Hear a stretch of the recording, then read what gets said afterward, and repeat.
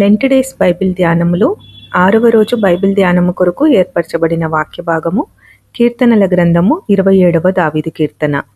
27వ కీర్తన మొదటి వచన ప్రారంభము. యెహోవా నాకు వెలుగును రక్షణయునయ్యున్నాడు, నేను ఎవరికి భయపడుదును? యెహోవా నా ప్రాణదుర్గము, ఎవరికి వెరుతును? నా శరీర మాంసములు తినుటకై దుష్టులు నా మీదికి వచ్చినప్పుడు, నన్ను బాధించు శత్రువులు నా మీదికి వచ్చినప్పుడు, వారు తొట్రిల్లి కూలిరి. నాతో యుద్ధము చేయుటకు దండు దిగినను నా హృదయము భయపడదు. నా మీదికి యుద్ధము రేగినను దీనిలో నేను ధైర్యము విడవకుందును. యెహోవా యొద్ద ఒక్క వరము అడిగితిని, దానిని నేను వెదకుచున్నాను. యెహోవా ప్రసన్నతను చూచుటకును ఆయన ఆలయంలో ధ్యానించుటకును నా జీవిత కాలమంతయు నేను యెహోవా మందిరములో నివసింపగోరుచున్నాను. ఆపత్కాలమున ఆయన తన పర్ణశాలలో నన్ను దాచును, తన గుడారపు మాటున నన్ను దాచును. ఆశ్రయదుర్గము మీద ఆయన నన్ను ఎక్కించును. ఇప్పుడు నన్ను చుట్టుకొని ఉన్న నా శత్రువుల కంటే ఎత్తుగా నా తల ఎత్తబడును. ఆయన గుడారంలో నేను ఉత్సాహధ్వని చేయుచు బలులు అర్పించెదను. నేను పాడెదను, యెహోవాను గూర్చి స్తుతిగానము చేసెదను. యెహోవా, నేను కంఠధ్వని ఎత్తి నిన్ను ప్రార్థించున్నప్పుడు నా మనవి ఆలకింపుము. కరుణతో నాకుత్తరమిమ్ము. నా సన్నిధి వెదుకుడని నీవు సెలవీయగా, యెహోవా నీ సన్నిధి నేను వెదికెదనని నా హృదయము నీతో అనెను. నీ ముఖమును నాకు దాచకుము, కోపము చేత నీ సేవకుని తోలివేయకుము. నా సహాయుడవు నీవే, రక్షణకర్తవగు నా దేవా, నన్ను దిగనాడకుము, నన్ను విడువకుము.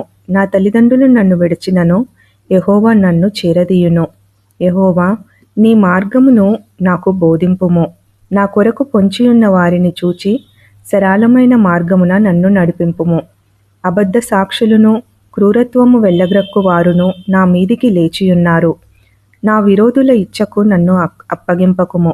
సజీవుల దేశమున నేను యెహోవా దయను పొందుదునన్న నమ్మకము నాకు లేని ఎడల నేనేమవుదును? యెహోవా కొరకు కనిపెట్టుకొని ఉండుము, ధైర్యము తెచ్చుకొని నీ హృదయమును నిబ్బరముగా నుంచుకొనుము. యెహోవా కొరకు కనిపెట్టుకొని ఉండుము. Praise the lord. 27వ దావీదు కీర్తన. దేవుని యందు భయము లేనటువంటి నమ్మకమును విశ్వాసమును వ్యక్తపరిచే కీర్తన మరియు దేవుని సన్నిధి కోసమైన ఒక విజ్ఞప్తి. మనం భయం మరియు అభద్రతను ఎదుర్కొన్నప్పుడు కూడా దేవునిపై విశ్వాసం కలిగి ఉండవచ్చు అని మరియు ఆయన చిత్తానికి అనుగుణంగా జీవించవచ్చు అని ఇది బోధిస్తుంది. ప్రభువు అతనికి రక్షణ అయి ఉన్నాడు కనుక ఒక దండు అతనిని చుట్టినను భయపడనని దావీదు ప్రకటిస్తున్నాడు. దావీదు అడిగిన ఒకే ఒక్క విషయం 27వ అధ్యాయం 4వ వచనంలో ఉంది. యెహోవా యొద్ద ఒక వరమును అడిగితిని, దానినే వెదుకుచున్నాను. యెహోవా ప్రసన్నతను చూచుటకు ఆయన ఆలయంలో ధ్యానించుటకును నా జీవిత కాలమంతయు నేను యెహోవా మందిరంలో నివసింపగోరుతున్నాను. ఎంత శ్రేష్టమైన కోరిక! మనము కూడా కోరవలసింది ఇదే. ఎల్లప్పుడూ ఆయన సన్నిధిలో నివసించే భాగ్యాన్ని మనం కోరుకోవాలి. దేవుడే మనకు రక్షణ, బలమైన కోట, ఆశ్రయదుర్గము, మన ఆశ్రయపురము ఆయనే. 8వ వచనంలో నా సన్నిధి వెదకుడని నీవు సెలవీయగా, యెహోవా నీ సన్నిధిని నేను వెదకెదనని నా హృదయము నీతో అనెను అని దావీదు చెప్తున్నాడు.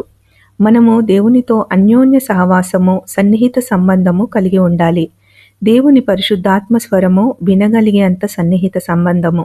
దావీదు భక్తుడు దేవుని హృదయానుసారుడు. దేవుడు నా సన్నిధిని వెదుకుమని సెలవీయగానే వెంటనే యెహోవా నీ సన్నిధిని నేను వెదకెదనని దావీదు హృదయము దేవునికి జవాబు ఇస్తుంది. మనం కూడా దావీదు వలె దేవునితో ఇంతటి సన్నిహిత సంబంధం కలిగి ఉండాలి. 27వ కీర్తన దేవుని స్వభావాన్ని, ఆయన మనపై కలిగియున్న ప్రేమను మనకు బోధిస్తుంది. తల్లిదండ్రులను మించిన ప్రేమ, మనలను విడువక చేరదీసే ప్రేమ. హల్లెలూయా. దేవుని ఆత్మ మనకు నడవవలసిన మార్గాన్ని బోధిస్తుంది. కుడికి ఎడమకు తొలగకుండా సరళమైన మార్గంలో మనలను నడిపిస్తుంది. ఆఖరి వచనంలో మనము ప్రతి విషయంలో దేవుని సమయం కొరకు, ఆయన ప్రణాళిక కొరకు, ఆయన చిత్తం కొరకు కనిపెట్టుకోవాలి, ధైర్యము తెచ్చుకొని హృదయమును నిబ్బరంగా ఉంచుకోవాలి అని బోధించబడుతున్నాము.